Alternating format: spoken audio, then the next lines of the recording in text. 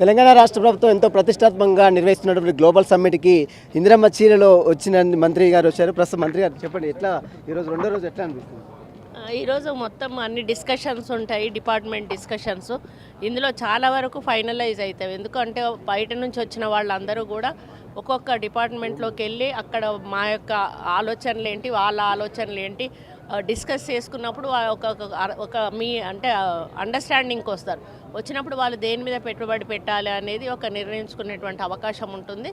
ఆ విధంగా వాళ్ళు గవర్నమెంట్ తోటి డిస్కస్ చేసుకొని మేము దీని మీద ఇంత పెట్టుబడి పెట్టాలి అని చెప్పి అనుకుంటున్నామని చెప్పి వాళ్ళు ఫైనల్గా ఒక డెసిషన్ ఈరోజు ఇచ్చే అవకాశం ఉంటుంది. నిన్న 2 లక్షల కోట్ల పైగా పెట్టుబడులు వచ్చాయి రాష్ట్రానికి. ఇంకా ఈరోజు కూడా ఎక్కువ వచ్చే అవకాశం వస్తాయండి, ఇంకా ఎక్కువ వస్తాయి. మేము అనుకున్న దానికంటే కూడా చాలా ఎక్కువ మంది నిన్న వచ్చారు.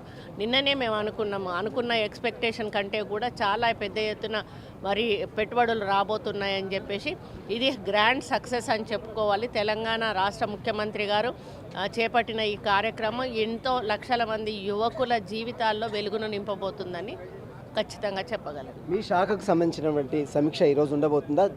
దేనిపై మీ యొక్క ఈరోజు మాకు ఫస్ట్ దాని మీదనే ఉందండి, ఈకో టూరిజము, టెంపుల్ టూరిజము. దీని మీద మేము మాట్లాడతాం. ఒక పక్క లక్షల కోట్లు పెట్టుబడులు వస్తుంటే బీఆర్ఎస్ నేతలు మాత్రం విమర్శలు చేస్తూనే ఉన్నారు. ఇది గ్లోబల్ సమ్మిట్ కాదు, గోబెల్ సమ్మిట్ అని చెప్తున్నారు. ఏం చెప్తారు? అదంటే వాళ్ళు చూసి ఓర్చుకోలేక మాట్లాడుతూ ఉన్నారండి. విమర్శలకు కూడా ఒక హద్దు ఉండాలి. వాళ్ళు ఆలోచించి మాట్లాడితే బాగుంటుంది. ఈరోజు ఇంత పెద్ద ఎత్తున మన తెలంగాణలో సమ్మిట్ జరుగుతుందంటే మనందరికీ గర్వకారణం. దాన్ని ఒప్పుకోకపోగా విమర్శించడం అనేది వాళ్ళ విఘ్నత. పుట్టినరోజు సోనియా గాంధీకి ఏం చెప్తారు? సోనియా గాంధీ గారికి జన్మదిన శుభాకాంక్షలు తెలియజేస్తూ ఇంకా చాలా అంటే నిండు నూరేళ్ళు ఆవిడ బతకాలని, తెలంగాణ తల్లిగా ఆమె పేరు నిలబడాలని, ఎట్లా చరిత్రలో ఆమె నిలబడుతుంది. ఆమె ఇంకా ఎక్కువ కాలం బతికి మాకు ఇంకా లీడర్షిప్ వహించాలని కోరుకుంటాం. ఇది చూస్తున్నా మొత్తం మీద గ్లోబల్ సమ్మిట్ రెండో రోజు ఇందిరమ్మ చీరలో మంత్రి కొండా సురేఖ వచ్చింది. ఈరోజు కూడా అనేక కంపెనీలు కూడా రాష్ట్రానికి పెట్టుబడులు పెట్టేందుకు ముందుకు వస్తాయి. ఖచ్చితంగా ఇప్పటికే 2 లక్షల కోట్లకు పైగా పెట్టుబడి పెట్టడానికి రాష్ట్రానికి నిన్న ఆమోద ముద్ర తెలిపారు. ఈరోజు కూడా చాలామంది ఎంఓలు చేసుకుంటారు.